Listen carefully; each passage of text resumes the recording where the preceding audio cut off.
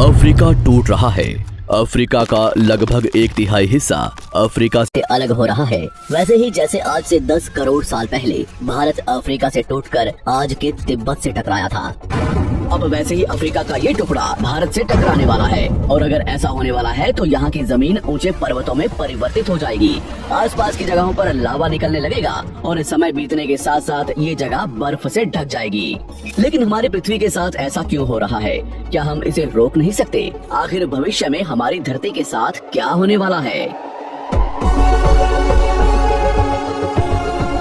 आज से लगभग 4.5 करोड़ साल पहले हमारा पूरा ग्रह पानी से ढका हुआ था।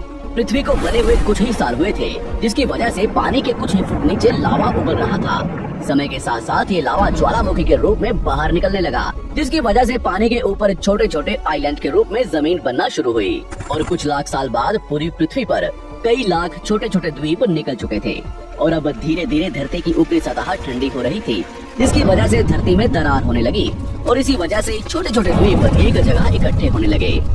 ये घटना कई लाखों सालों तक हुई। ये द्वीप कई बार इकट्ठा होकर टूटते रहे और कई लाखों सालों बाद ये सारी जमीन एक जगह इकट्ठी हुई, जिसे आज हम पेंजिया महाद्वीप के नाम से जानते हैं।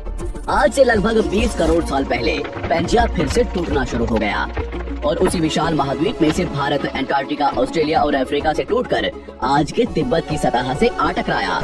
टकराव इतना भयंकर था कि इसकी वजह से तिब्बत की जमीन सिकुड़ गई और जहां टकराव हुआ वहां विशाल हिमालय खड़ा हो गया।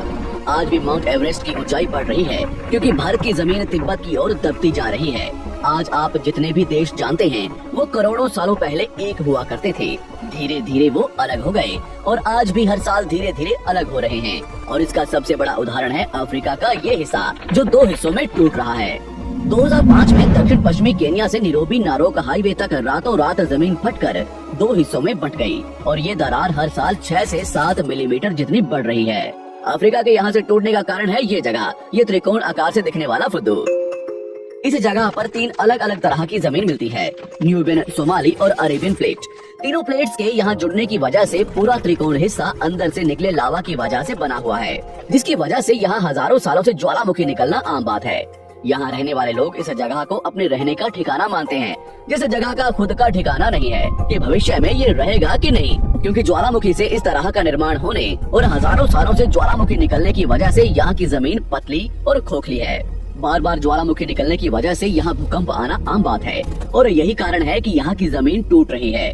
भविष्य में दरार बढ़ने पर यहाँ पानी भरने लगेगा और ये पूरा हिस्सा पानी से भर जाएगा और इसकी वजह से अफ्रीका के टूटने की गति बढ़ जाएगी, जिसकी चेतावनी यहाँ खोज करने वाले भूवैज्ञानिक यहाँ स्थित देशों की सरकारों को दे चुके हैं। इससे हमारी पृथ्वी को ये खतरा है कि दरार बढ़ने से ज्वालामुखी और विषैली गैसें निकलेंगी। भूवैज्ञानिक रॉय लिवमोर के मुताबिक सोमाली प्लेट भविष्य में भारत के पश्चिमी हिस्से से टकराएगा और यहाँ में भारत का मतलब आज के इंडिया, पाकिस्तान और श्रीलंका से टकराने की बात कर रहा हूँ।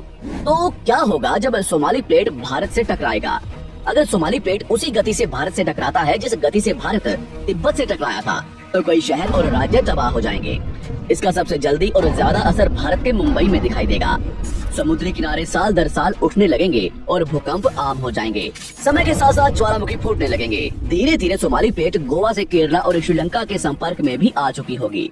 ऊपरी साइड में द्वारका से सोमनाथ और पाकिस्तान के कराची तक सारे समुद्री किनारे पर्वत में परिवर्तित होने लगेंगे और यहाँ विशाल पर्वत खड़े हो जाएंगे, जिसकी वजह से यहाँ का मौसम ठंडा होने लगेगा और यहाँ भी कश्मीर की तरह बर्फ गिरने लगेगी। बर्फ पिघलने की वजह से आसपास कई सारी नदियाँ निकलने लगेंगी और आसपास के हिस्से घने जंगलों में परिवर्तित होने लगेंगे। टकराव की वजह से साउथ इंडिया टेढ़ा हो जाएगा। उस वक्त तक आज के नेपाल और भूटान का बहुत बड़ा हिस्सा हिमालय में जा चुका होगा। इस वक्त तक सिर्फ भारत ही नहीं पूरी दुनिया बदल चुकी होगी। पृथ्वी की सारी जमीन एक जगह इकट्ठा हो चुकी होगी और इसकी वजह से आज के ज्यादातर देशों का वातावरण बदल चुका होगा। आज का पूरा एशिया और ज्यादा उत्तर की तरफ जा चुका होगा, जिसकी वजह से आज के घने जंगल रेगिस्तान में परिवर्तित हो चुके होंगे और आज के रेगिस्तान घने जंगलों में। तो इस वीडियो को देखकर दुबई और सऊदी अरब में रहने वाले लोग नाचना शुरू ना करें, क्योंकि अगर पृथ्वी का भविष्य में ऐसा होता भी है तो अफ्रीका के भारत से टकराने और पूरी पृथ्वी की जमीन एक जगह इकट्ठा होने में बहुत साल लगेंगे।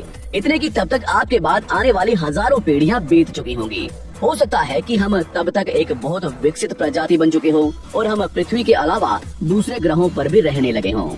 अफ्रीका के टूटने और भारत से टकराने की थ्योरी रॉय लिवमोर ने 1990 में दी थी, जिसके बाद कई दूसरे भूवैज्ञानिकों ने दूसरी थ्योरी भी बनाई है, जिसके मुताबिक सोमाली प्लेट भारत से नहीं टकराएगी। लेकिन ज्यादातर भूवैज्ञानिकों का मानना है कि धरती की ऊपरी जमीन फिर से एक दूसरे से जुड़ेगी और आज से करोड़ों सालों बाद हमारी पृथ्वी इन चारों में एक जैसी दिखेगी।